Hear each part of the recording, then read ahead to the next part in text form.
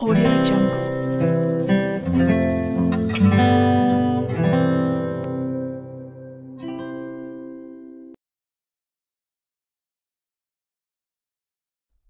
નમસ્કાર. Shri B B and P B Hirpara Kanya વિદ્યાલયમાં અભ્યાસ કરતી ધોરણ 12 કોમર્સ તેમજ આર્ટ્સ નું હાર્દિક સ્વાગત કરું છું. છેલ્લા 2 લેક્ચરથી આપણે 1 થી 5 પાઠના જે અગત્યના ટ્રુ અને ફોલ્સના વાક્યો છે કે જે તમારી ફાઇનલ પરીક્ષામાં એટલે કે બોર્ડના પેપરમાં કુલ 5 ગુણ માટે પૂછાય છે તે આપણે જોઈ રહ્યા છીએ. તો આજના લેક્ચરમાં આપણે 1 થી 5 યુનિટમાં જે પોયમ આવે છે, જે કવિતા આવે છે, તેના જે અગત્યના ટ્રુ અને ફોલ્સના વાક્ય છે તે આપણે આજના લેક્ચરમાં જોઈશું. અગાઉની સૂચના પ્રમાણે બાળકો આ 4 માર્ક છે તે મેળવવા સાવ સહેલા છે અને તમે જો સ્કોર કરવા માંગતા હો તમારા પેપરમાં 70 ઉપર માર્ક મેળવવા માંગતા હો તો આ 4 ગુણ ખૂબ જ અગત્યની ભૂમિકા ભજવે છે. બરાબર. તો 1 થી 5 પાઠમાં આપણે જોઈએ તો કુલ 3 પોયમ આવે છે. સૌથી પહેલી પોયમ છે સનરાઈઝ એટ કાંચનજંગા, બીજી પોયમ આવે છે શેપર શેપ્ડ અને ત્રીજી પોયમ આવે છે ડેફ બ્લાઇન્ડ ફિશ. તો આ ત્રણેય પોયમમાંથી આજે આપણે જે પહેલી 2 પોયમ છે સનરાઈઝ એટ કાંચનજંગા અને બીજી પોયમ શેપર શેપ્ડ એના જે અગત્યના ટ્રુ અને ફોલ્સના વાક્યો છે તે આપણે આજના લેક્ચરમાં જોઈશું. આવતા લેક્ચરમાં આપણે જે ત્રીજી પોયમ છે ડેફ બ્લાઇન્ડ ફિશ કે જેના ટ્રુ અને ફોલ્સના વાક્યો આ 2 પોયમ કરતા વધારે અગત્યના છે તે આપણે આના પછીના લેક્ચરમાં જોઈશું. તો ચાલો આપણે આજના લેક્ચરની શરૂઆત કરીએ. સૌથી પહેલી જે પોયમ છે સનરાઈઝ એટ કાંચનજંગા તેના ટ્રુ અને ફોલ્સના વાક્યોથી. પહેલું વાક્ય છે The poet likes to see rising sun from Kanchenjunga. બરાબર. પેલી પોયમ છે એ હિમાલયની જે ગિરિમાળા છે તેમાં કાંચનજંગા નામનું જે શિખર છે તેની સુંદરતાનું વર્ણન કવિ આ પોયમમાં કરે છે. બરાબર.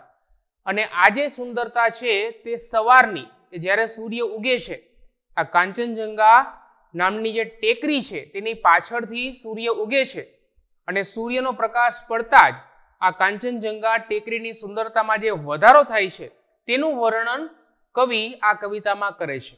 તો પહેલું વાક્ય છે આપણી સામે ધ પોએટ લાઇક્સ. પોએટ એટલે કે કવિ, લાઇક્સ એટલે ગમવું, ટુ સી, સી એટલે જોવું. કવિને જોવું ગમે છે. શું જોવું ગમે છે? રાઇઝિંગ સન. રાઇઝિંગ એટલે ઉગતો અને સન એટલે સૂર્ય. કવિને ઉગતો સૂર્ય જોવો ગમે છે ફ્રોમ કાંચનજંગા, કાંચનજંગા ઉપરથી. બરાબર. તો અગાઉ મેં તમને કીધું એ પ્રમાણે કે આ કવિતામાં કાંચનજંગા પર્વતની સુંદરતાનું વર્ણન છે. સવારનો જે સૂર્ય છે તે પર્વત ઉપર પડે છે અને પર્વતની સુંદરતામાં વધારો કરે છે તેના વિશેની પોયમ છે અને કવિને એ ચિત્ર જોવું ખૂબ જ ગમે છે. એટલે આ વાક્ય સાચું છે. બીજું વાક્ય જોઈએ. Fountains of great beauty cannot be found in Kanchenjunga. Fountains, fountain એટલે ફુવારો અને fountains એટલે ફુવારાઓ, પ્લુરલ, બહુવચન. ફુવારાઓ. કેના ફુવારાઓ? Of great beauty. ગ્રેટ એટલે મહાન અને બ્યુટી એટલે સુંદરતા. મહાન સુંદરતાના ફુવારાઓ cannot be found. Found એટલે મળવું, મળી ન શકે. મહાન સુંદરતાઓના ફુવારા મળી ન શકે ઇન કાંચનજંગા, કાંચનજંગા પર્વતમાં. મહાન સુંદરતાના ફુવારાઓ કાંચનજંગા પર્વત ઉપર જોવા ન મળે. એટલે કે સુંદરતા છે તે કાંચનજંગા પર્વત ઉપર જોવા ન મળે. તો તમે પણ જે ઉત્તર છે તે ગેસ કરી લીધો હશે, વિચારી લીધો હશે. આ વાક્ય સદંતર ખોટું છે. કારણ કે કાંચનજંગા જે આખો પર્વત છે તેમાં જ્યાં તમે નજર નાખો ત્યાં સુંદરતા જ જોવા મળે છે. બરાબર. એટલે આ વાક્ય ખોટું છે. ત્રીજું વાક્ય કાંચનજંગા ઇઝ કોલ્ડ. કાંચનજંગાને કહેવામાં આવે છે. કોલ્ડ એટલે કહેવામાં આવે. The king of Himalayas. હિમાલયાનો રાજા. મેં તમને અગાઉ કીધું એ પ્રમાણે કે હિમાલયની જે પર્વતમાળાઓ છે એમાં જે ટેકરીઓ આવેલી છે એમાંની એક ટેકરી છે કાંચનજંગા, અને આ કાંચનજંગા ટેકરીને હિમાલયનો રાજા કહેવામાં આવે છે. તો બાળકો તમે કવિતા જો વ્યવસ્થિત સમજી હશે તો કાંચનજંગા માટે એક સ્ત્રીલિંગ નામ આપવામાં આવ્યું છે. કિંગ, રાજા એટલે એ પુલ્લિંગ નામ થયું, પણ કાંચનજંગા માટે ક્વીન શબ્દનો ઉપયોગ થયો છે. ક્વીન એટલે કે રાણી.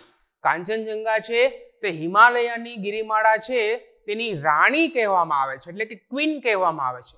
તો એ કિંગની જગ્યાએ ક્વીન આવશે, એટલે આ વાક્ય ખોટું છે. ચોથું વાક્ય, કાંચનજંગા ડિસ્ક્રાઇબ્સ. ડિસ્ક્રાઇબ એટલે વર્ણન કરવું. કાંચનજંગા વર્ણન કરે છે the beauty of sunrise. Beauty એટલે સુંદરતા, અને સનરાઈઝ એટલે સૂર્યોદય કે સૂર્યાસ્ત. સૂર્યોદય, સનરાઈઝ એટલે સૂર્યનું ઉગવું. બરાબર, તો આ વાક્ય સાચું છે. સવારે જ્યારે સૂર્ય ઉગે છે, બરાબર, તેની સુંદરતાનું વર્ણન કાંચનજંગા કરે છે, એટલે આ વાક્ય સંપૂર્ણપણે સાચું છે. પાંચમું વાક્ય જોઈએ. The poem is about. About એટલે વિશે. પીક્સ. પીક્સ એટલે ટેકરીઓ. Of mountains. માઉન્ટેન્સ એટલે પર્વતો. આ કવિતા છે તે પર્વતોની ટેકરીઓ વિશેની છે. બરાબર, હિમાલયની પર્વતમાળા અને એમાંની એક ટેકરી એટલે કાંચનજંગા. એટલે આ વાક્ય એકદમ સાચું છે.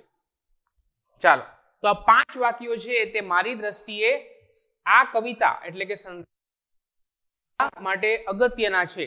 તો આ 5 વાક્યો તમારે તમારી ફેરબુકમાં લખી લેવાના છે અને યાદ રાખી લેવાના છે.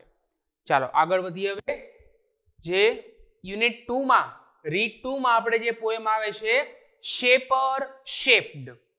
ઘડનાર ઘડાઈ ગયો. બરાબર, એ કવિતા ના જે ટ્રુ અને ફોલ્સ ના અગત્યના વાક્યો છે તે આપણે જોઈએ. પહેલું વાક્ય છે ધ પોએટ મેડ. પોએટ એટલે કવિ અને મેડ એટલે બનાવવું. Various pots. વેરિયસ એટલે અલગ અલગ, અને પોટ્સ એટલે ઘડા. જે માટીના ઘડા હોય તેને આપણે પોટ કહીએ, અને વેરિયસ એટલે અલગ અલગ. On his wheel. વ્હીલ એટલે પૈડું, એના પૈડા ઉપર. તો શેપર શેપ્ડમાં તમે કવિતા સમજીએ પ્રમાણે કુંભાર છે તે અલગ અલગ પ્રકારના માટીના વાસણો એ પોતાના વ્હીલ ઉપર બનાવે છે.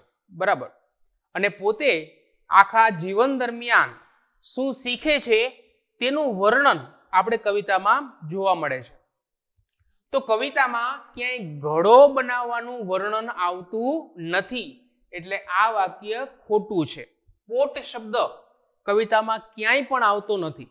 બરાબર, તમે આખી કવિતા જોશો પહેલી પંક્તિથી લઈ અને છેલ્લી પંક્તિ સુધી તો ક્યાંય પણ ઘડો શબ્દ એટલે કે પોટ શબ્દ આવતો જ નથી, એટલે આ વાક્ય ખોટું છે. બીજું વાક્ય, ધ પોએટ ગોટ. કવિને મળ્યું. ગોટ એટલે મળવું. વિઝડમ. વિઝડમ એટલે ડહાપણ.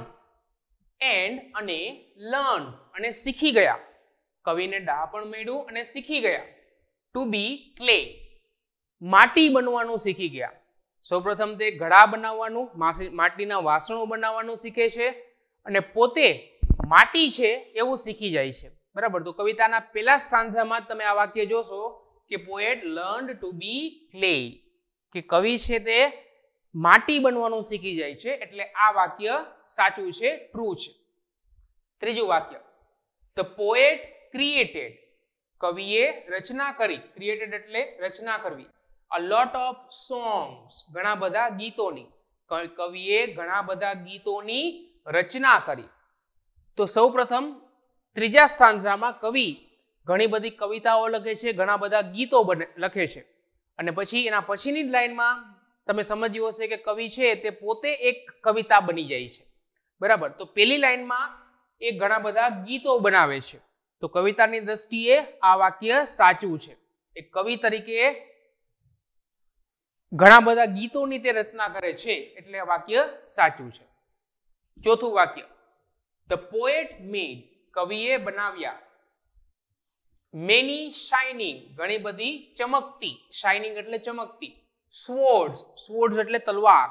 કવિએ ઘણી બધી ચમકતી તલવારો બનાવી. બરાબર. તો 5મા સ્ટાન્ઝામાં આ વાક્ય આવે છે કે સૌપ્રથમ કવિ ઘણી બધી તલવારો બનાવે છે અને પોતે છેલ્લે એક તલવાર બની જાય છે. એટલે આ વાક્ય પણ સાચું છે. 5મું, નાવ, હવે the poet has learned, કવિ શીખી ગયા છે, to be sword, એક તલવાર બનવાનું શીખી ગયા છે. કવિ પહેલા તલવારો બનાવે છે જેનો ઉપયોગ ઘણા બધા સૈનિકો યુદ્ધના મેદાનમાં કરે છે અને ત્યારબાદ કવિ પોતે એક તલવાર બની જાય છે, તલવારની જેમ ધારદાર બની જાય છે. એટલે આ વાક્ય પણ સાચું છે. 5મા સ્ટાન્ઝામાં પહેલું વાક્ય આ આવે છે કે કવિ પહેલા તલવાર બનાવે છે અને પછીના વાક્યમાં 5મા સ્ટાન્ઝાના બીજા વાક્યમાં જ આવે છે કે કવિ પોતે તલવાર બની જાય છે. ચાલો 6થું, the poet has learned, કવિ શીખી ગયા છે, to be dreamer, સ્વપ્ન જોનાર બની ગયા છે, સ્વપ્ન જોનાર બનવાનું શીખી ગયા છે. તો આ વાક્ય બાળકો 3જા સ્ટાન્ઝામાં આવે છે કે સૌપ્રથમ કવિ સપનાઓ જોવે છે અને ત્યારબાદ એ સપનું પોતે બની જાય છે.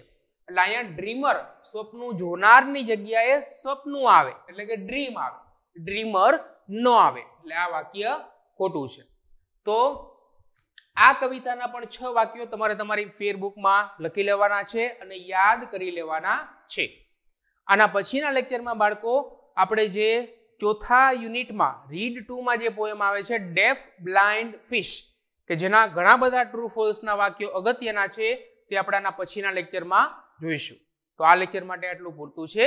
Thank you very much.